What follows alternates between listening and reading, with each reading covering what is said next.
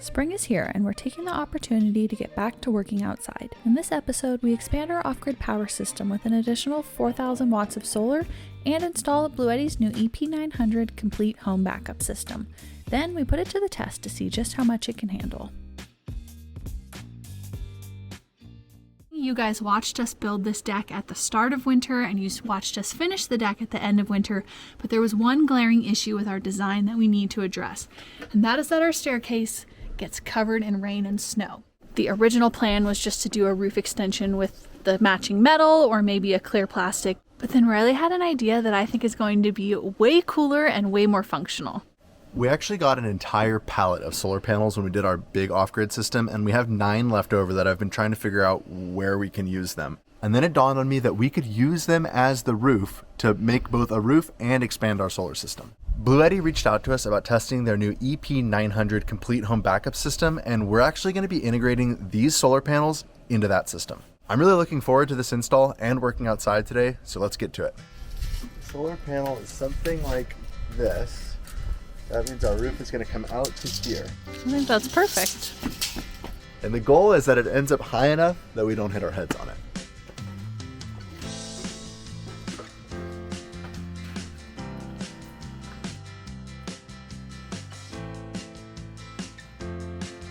Alright, so this is the idea that leaves us with 9 solar panels to build our roof extension. They face south-southwest, so the aspect is right. So I think the plan's going to work, and it's time to get to cutting.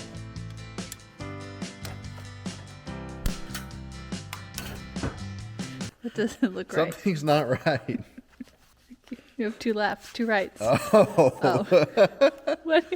Yeah, that's not right. That's better. How good does the sun feel? Oh, it's so nice out here. I even wore a t-shirt yesterday in town. Happy Riley, happy Courtney, happy solar panels. We've gotten a lot of questions about this saw. This is actually a dry cut saw, which means that it uses a carbide tipped blade specifically for cutting steel.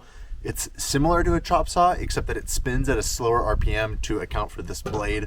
I like it because it's a lot faster and it's a lot cleaner cut than an abrasive saw. It is just as loud though. This is my go-to when I need to make a whole bunch of cuts really quickly, or if I need like a really accurate straight square cut. One thing that I have found with it is that the right blade makes all the difference, and having a fine-tooth, high-quality blade makes the saw work way better. I've been pretty happy with this saw, especially for the price, and we'll put a link down below. All right, we're shooting for 10 degrees. And when I say it's loud, it's loud. Ready?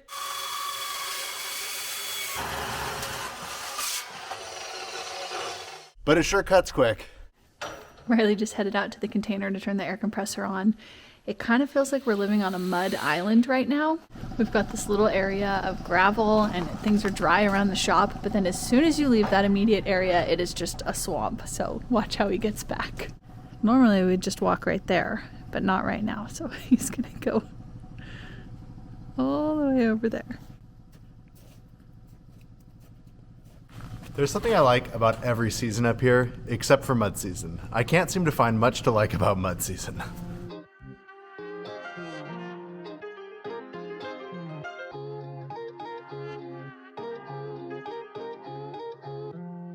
Ready, set, cut. Start it up.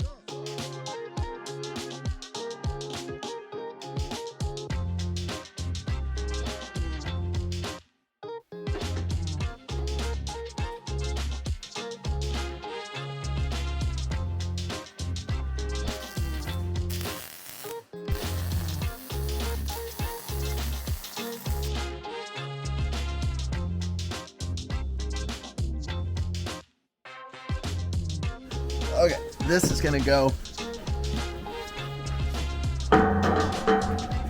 That's awesome. The good news is my angle looks correct, so 1 down and 3 to go.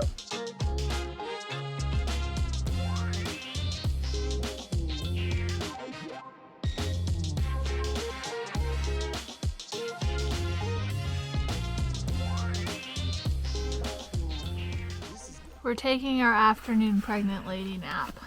My spoon's just as excited as I am about the deck. Well, there you go. Riley welded up 4 columns, Boone and I took a nap, and we are all ready to move on to the next step, which is... to stand up on a ladder and cut things to length. Okay.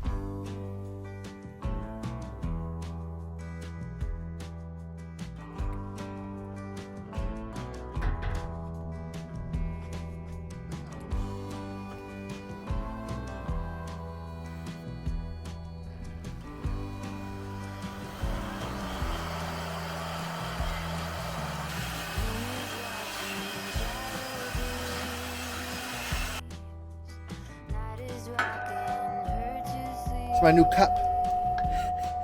It could be a planter. Some succulents in it.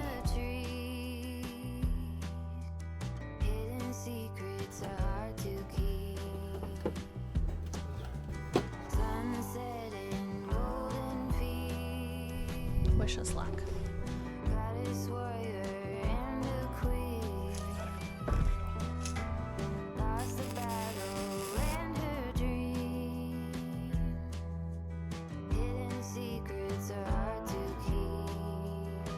Forgot to buy the right screws, temporary screws, and we'll have to swap these out later.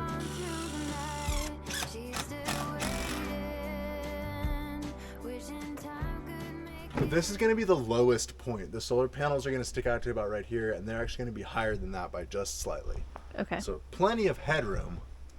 I just want to go inside and make sure it doesn't look like... Okay, I'm gonna go inside and we're just gonna make sure that that roof height is going to work. Maybe we'll look out the kitchen window.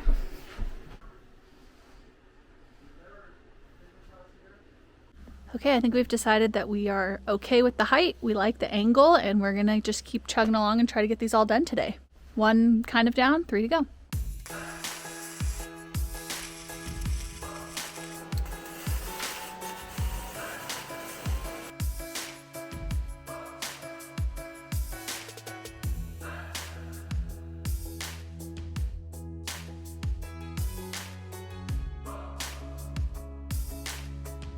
Whether or not they're square to the building, I have no idea. Can't win them all.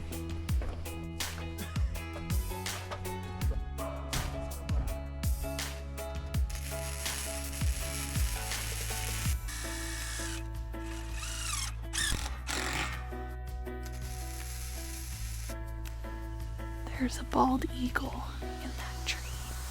I forgot my measurement twice and had to come up here. So this time, I wrote it on the bottom. This time I wrote it on the bottom of my shoe. Who's making so much noise down there? 1 down.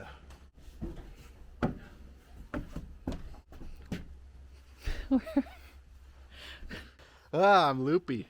I think we got a lot further today than I thought we were going to, and I'm really happy with how things are turning out. We definitely got a lot further today than I expected to, because I haven't really figured the next piece of the puzzle out yet. I think we're going to call that a good stopping point. The sun is going down. It is not, in fact, summer yet, and it is getting cold. So we'll see you guys tomorrow.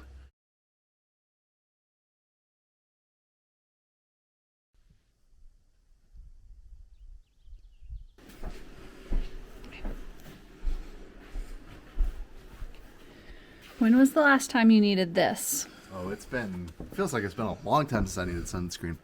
I cannot believe that we have 2 beautiful days in a row. So excited to work outside in the sun again today and hopefully get the rest of this structure built. We carried up a solar panel this morning so that we have a panel to measure off of, and we're going to start installing all of our cross beams now. Those are going to get welded in too. So these are 445 watt bifacial solar panels, which means they collect sun from the front and the backside. And so because they're bifacial solar panels, they're also translucent, which means that they're going to allow a lot of light to come down through the roof of our deck covering. It's really important that the solar panels all be straight, especially on the exposed front edge, so we're going to pull a string to work off of. Got it. Number 1 is don't fall off the deck.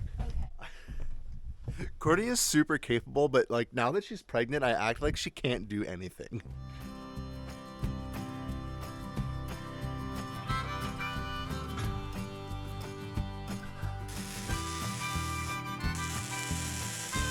Well done.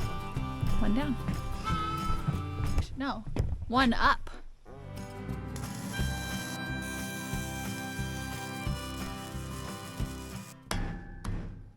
The good news is that it feels sturdy. Riley, no, Riley.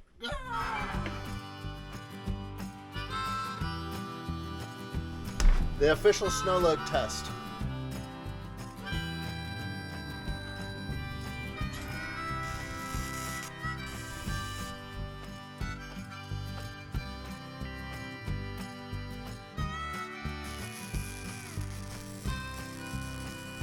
So now we're going to weld these extensions on that are going to stick out like this and allow us to mount the panels on flush with the eave.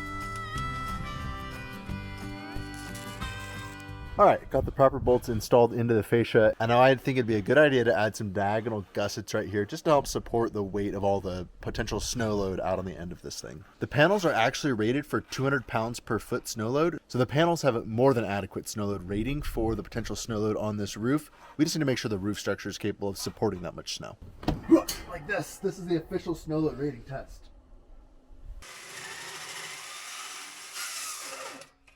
Not quite the dimension we had measured, but I was able to use scrap material. Hopefully the angles work. That's not anywhere close to right. What? Wait, are you playing a prank on me? No. Hold it up again. Yeah, that's not even a little bit right. Riley. This is 10 degrees, which makes the total of this 80, which means the two should be 40, not 50. Not in the mud. Okay, measure once, cut twice. Yeah, but I still can't weld that gap. Oh no. It's a lot closer. After a number of tries, I finally got all the braces cut, and this is the last welding step before it's time to install the panels.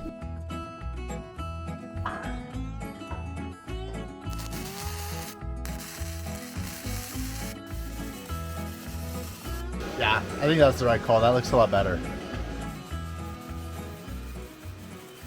This is a highly technical test of the strength of the racking, where we go, how strong is the not gusseted one? A little flex, okay. How strong is the gusseted one? So much stronger. Stronger. One down, 3 to go.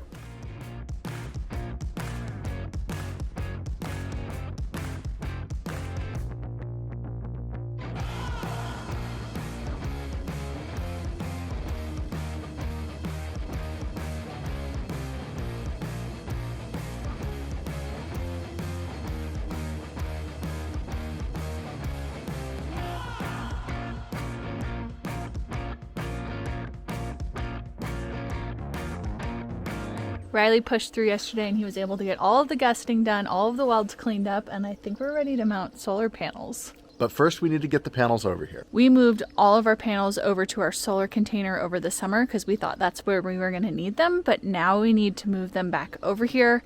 The good news is we own a piece of equipment that should make it a lot easier this time. So despite the number of people that warned me about this, I didn't listen. And last time I used the skid steer, I got the tracks packed full of mud. Then that mud froze. And when I went to use it the next time, it was stuck here solid. Luckily, it's a little warmer now. So first things first, I need to shovel the tracks out.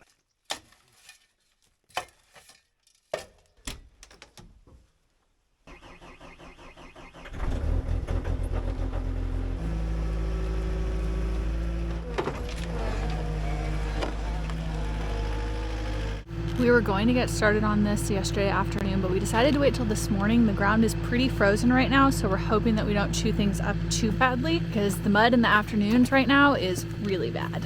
The number one goal is don't break the solar panels. Moving solar panels makes me very nervous, especially moving them all at once, because if we make one mistake, they all break.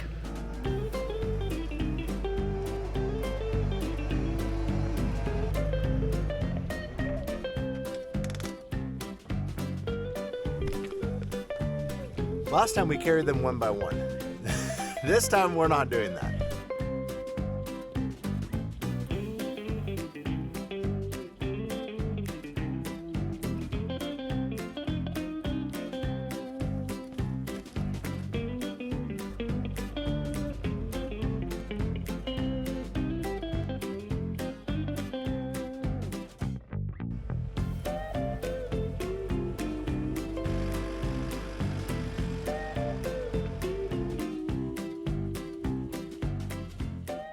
A couple of episodes ago, you watched us build this railing, and today we're gonna cut it apart.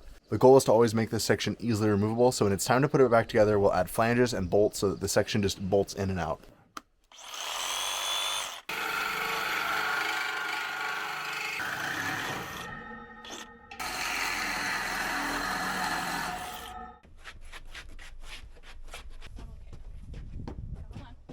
1 step forward, 2 steps back.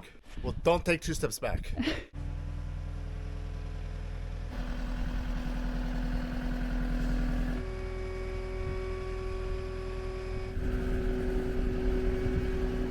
Plan is to pre-drill each set of holes before we put the panel up, and we're just going to do them one at a time because I don't know what the exact spacing of these is going to be once we start getting them installed. This is going to be the hardest part of this entire project, is getting these holes in the right spot. So, 1/2 inch and 40.5. Do you want to be the one that catches it, or do you want to be the lifter upper? I don't know. Okay. 1, 2, 3. Nice and easy. Can it rest on the railing? Yeah. Okay. Okay. Are you good? Yep. Are you supporting it at all? No?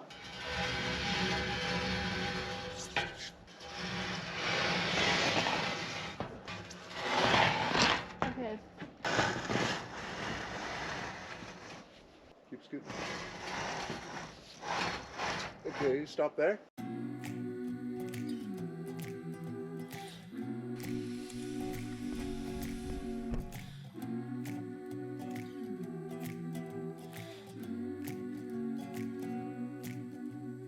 Little by little, piece by piece, I take back what's been stolen from me.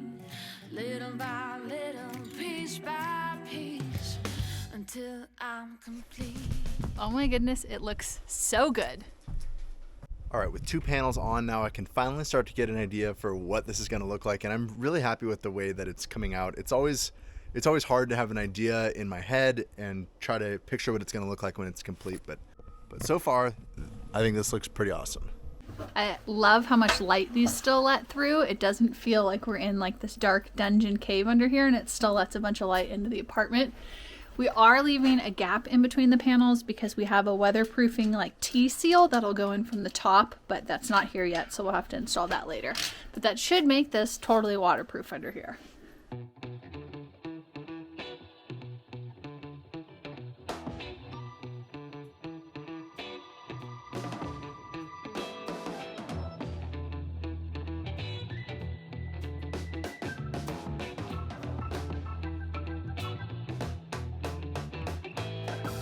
We've got 5 down and 4 to go. She calls me reckless, Riley. Look at her sitting on the top of the ladder right near the edge of the deck where there's no railing. It's not like the railing would catch me. I am so excited about this. It is the last panel going up. Let's do this.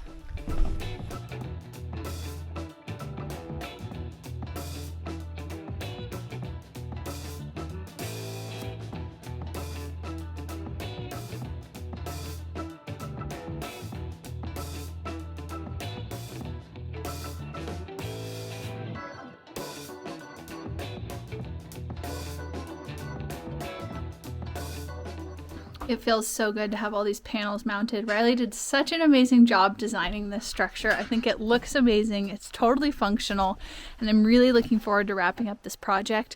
This is only part 1 to the project. We actually need to run to town to grab the next piece to this puzzle. So with that, we're going to finish getting these bolted on. We're going to get this railing attached again so the deck is safe again, and we'll see you guys tomorrow. I'm kind of surprised by how much light comes through. It's really nice. Yeah, it's super cool under here. I mean, super warm? super warm? No. Super power? Power? I don't know. I can't come up with a pun. Guess I don't have dad jokes yet.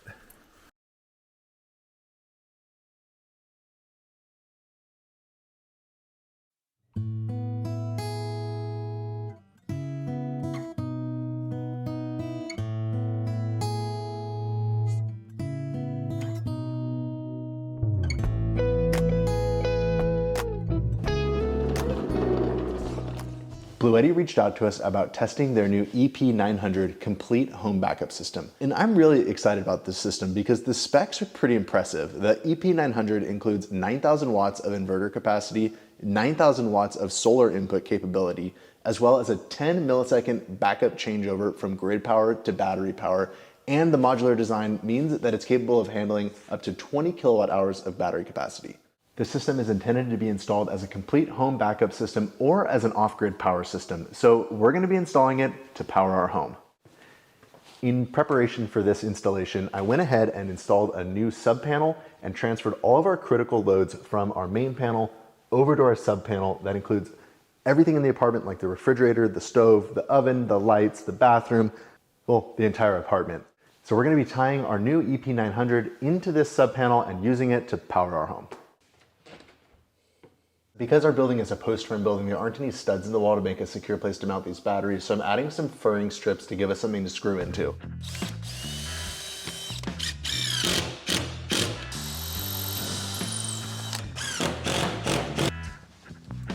Okay, right. 2 inches of clearance.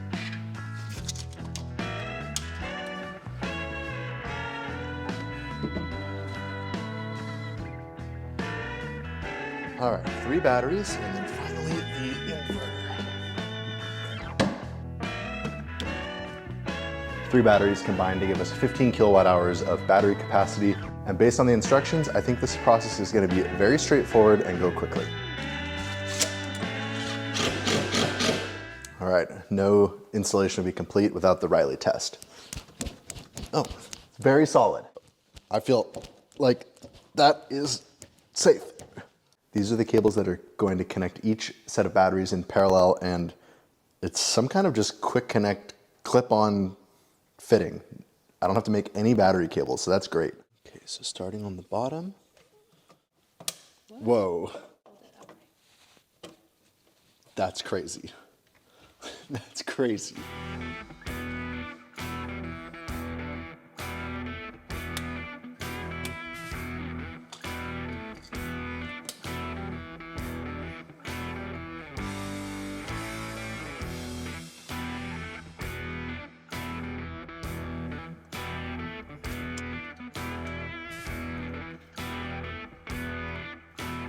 All right, we've now successfully got all 3 batteries wired in to the inverter, but it's time to hook up the data cables so that the inverter can talk to the intelligent BMS system in the batteries. The intelligent BMS is what ensures that the lithium iron phosphate batteries are working within their safe parameters. So it monitors the individual cell voltage to ensure that the batteries stay equalized. It also monitors things like temperature and discharge current to ensure that the batteries have as long of a life cycle as possible. Everything feels so like snazzy.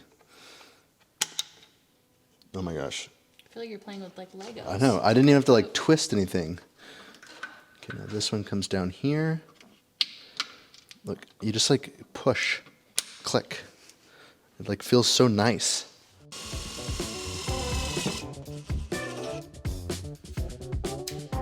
Want it to be about 18 inches.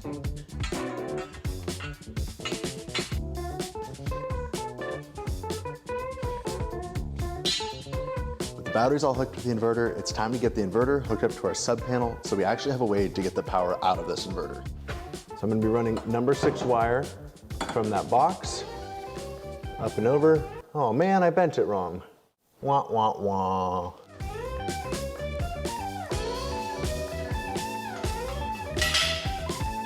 Wrong again. How did that happen?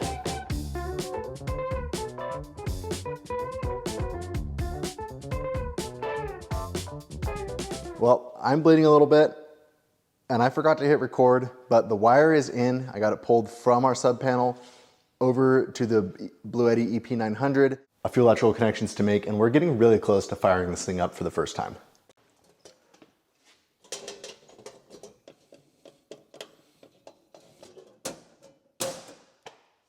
Well, that's it for the house electrical side. Now I'm going to be using this liquid tight tubing to go from this box here on the wall to the Bluetti itself. And I'm using this just because it looks nice and it's flexible and it'll keep all these wires protected.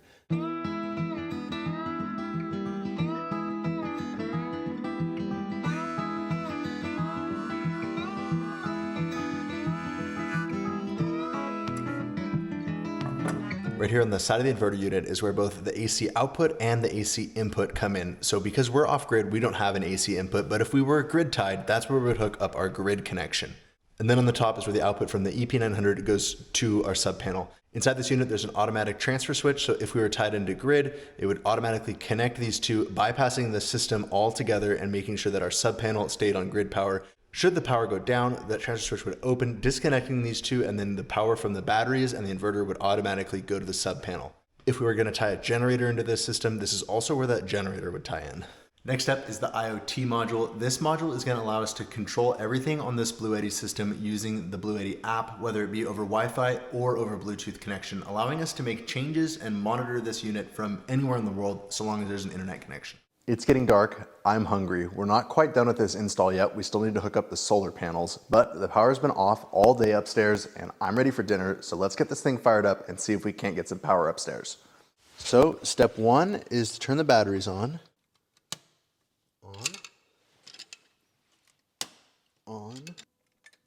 On. And now we press and hold one of these on-off buttons to turn on the batteries for the first time. Press and hold until something happens. Oh, something happened. And then that one's on, and that one's on.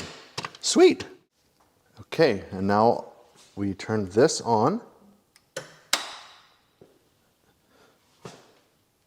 The inverter lit up.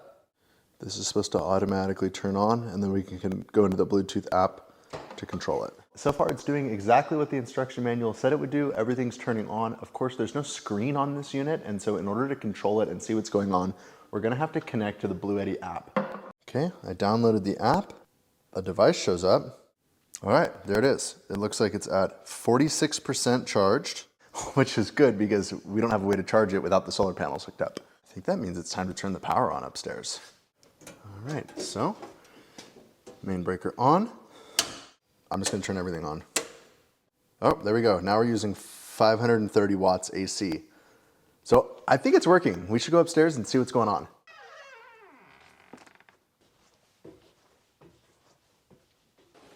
Hey, Boone. We have power. Look at that. It works. So far, this install has been super easy. No specialty tools required, no specialty knowledge, pretty much just plug and play.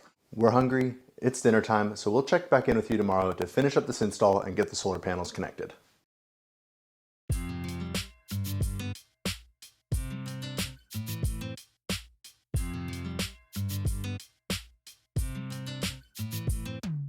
All right, we're back at this install today, and the good news is the system worked flawlessly last night to power our apartment. However, we need to get some charge on it, so let's get these solar panels hooked up and see if we can get the batteries charging. The EP900 supports up to 9,000 watts of solar input. Today we're going to be installing 4,000 watts of solar panels, but something that's really cool about it is that it actually uses 2 MPPT inputs, meaning that we can have 2 separate optimized solar panels that could even be running at different voltages or different types of panels. That means that in the future, if we wanted to add a second array to give even more solar input to this thing, we could easily do that.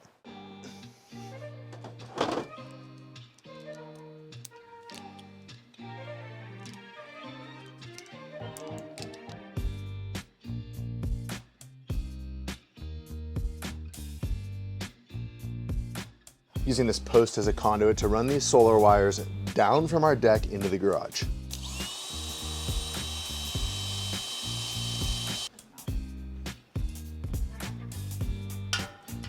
Now we need to attempt to fish the 2 PV wires down through this post so we can get the routing done. This will be my first time using a fish tape, and hopefully it works as planned. I feel like this might be the most challenging part of this whole project, getting the fish tape out the hole on the other side. Roll, little guy, roll. Roll. Okay, time to fish some wires.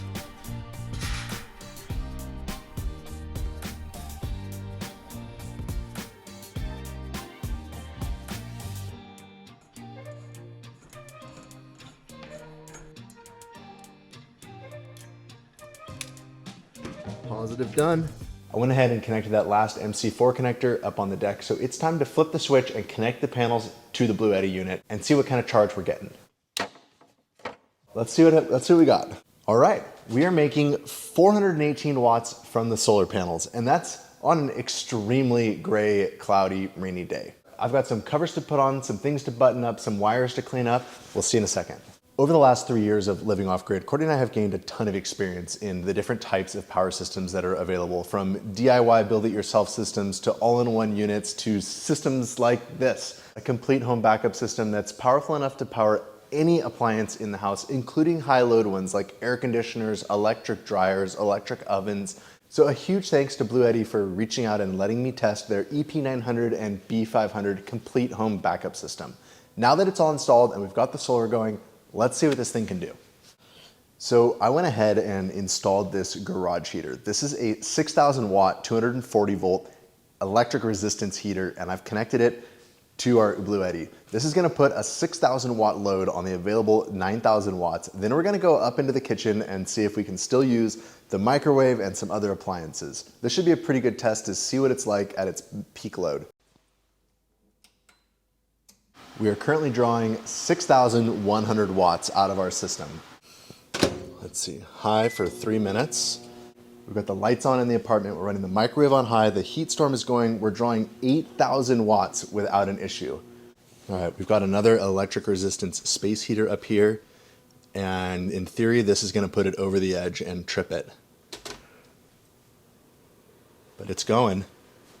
9.1. We are now 9.2. We are now exceeding the Bluetti EP900's maximum rated capacity, and it's still going. I'm impressed. Well, there you have it. A 9,000 watt split phase 120 or 240 volt complete all-in-one off-grid or home backup system that's completely plug and play.